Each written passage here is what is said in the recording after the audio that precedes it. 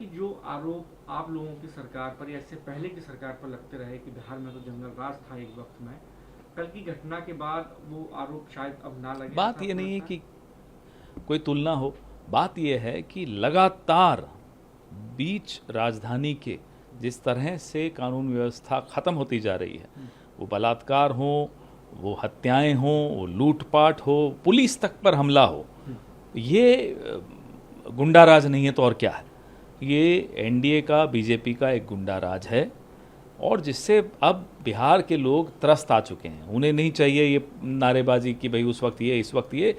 आज की स्थिति ये है कि पूरी तरह से बिहार में कानून व्यवस्था खत्म हो चुकी है।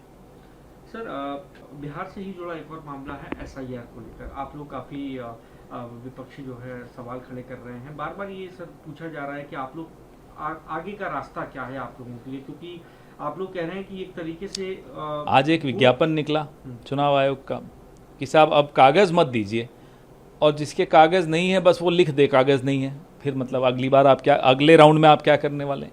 ये पूरी प्रक्रिया की क्यों जा रही है, यही नहीं समझ में आ रहा। 2003 में जब हुई थी 1 साल लगा था, अब आप आनन फानन में कहते हो साहब 25 दिन में कर देंगे, 1 महीने में कर देंगे, फिर जब दबाव आता है तो थोड़ा पीछे हटते हो। ये ज्ञानेश गुप्ता जी को थोड़ा समझना चाहिए कि इस तरह से नहीं चुनाव आयोग चलता, इस तरह से नहीं चुनावी प्रक्रिया की जाती। मतलब अनुभवी अफसर हैं, इतनी तो समझ होनी चाहिए उन्हें, क्यों इतना दबाव में आ जाते हैं।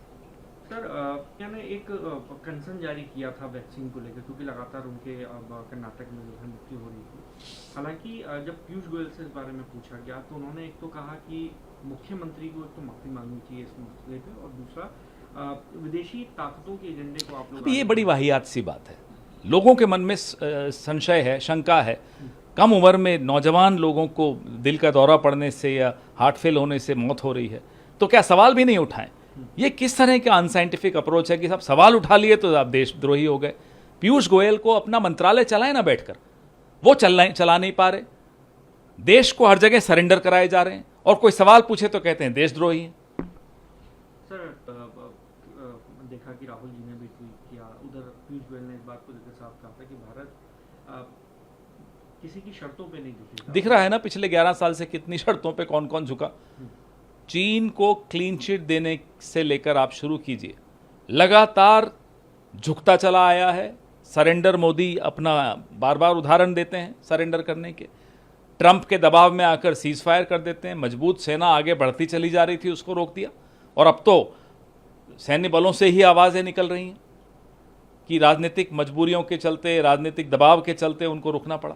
तो ये क्या है, दबाव नहीं तो और क्या है। हम कैसे मान लें कि ये सरकार सरेंडर नहीं करेगी टैरिफ के मामले पर भी।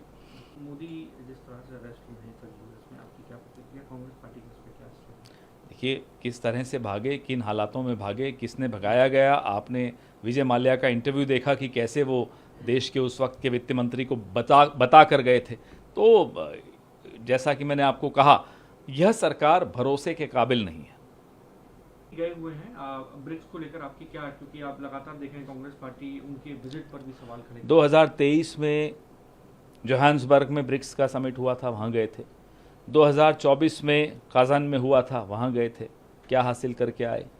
इस बार जो ब्रिक्स का समिट हो रहा है रियो डी जेनेरो में, वहाँ न तो चीन के राष्ट्राध्यक्ष जा रहे हैं, सुनने में आया है कि न वो जा रहे हैं, न रशिया के राष्ट्राध्यक्ष जा रहे हैं। आप क्या हासिल करने जा रहे हैं? सिर्फ और सिर्फ रील्स बनाने तो नहीं जाना चाहिए प्रधानमंत्री को विदेश यात्राओं पर। हम इसलिए ये सवाल पूछते हैं, हम पर आप लोग आरोप भी लगाते हो कि साहब प्रधानमंत्री की विदेश यात्राओं पे आपको क्या आपत्ति है। हमें उनकी यात्राओं पे आपत्ति नहीं है। हमारा सवाल ये है कि आपकी यात्राओं से देश को की ठोस उपलब्धि क्या हुई। वो तो संकट के दिनों में ही मालूम पड़ती है। संकट आया, पहलगाम का संकट आया, क्या ठोस उपलब्धि थी आपकी? कौन सा देश आपके साथ खड़ा रहकर पाकिस्तान को आतंकी बोला? ऑपरेशन सिंदूर के वक्त कौन सा देश आपके साथ खड़ा रहा? तो जब मुसीबत की घड़ी आती है तब आपके साथ कोई नहीं खड़ा होता, तो आप ये यात्राएं क्यों कर रहे हैं?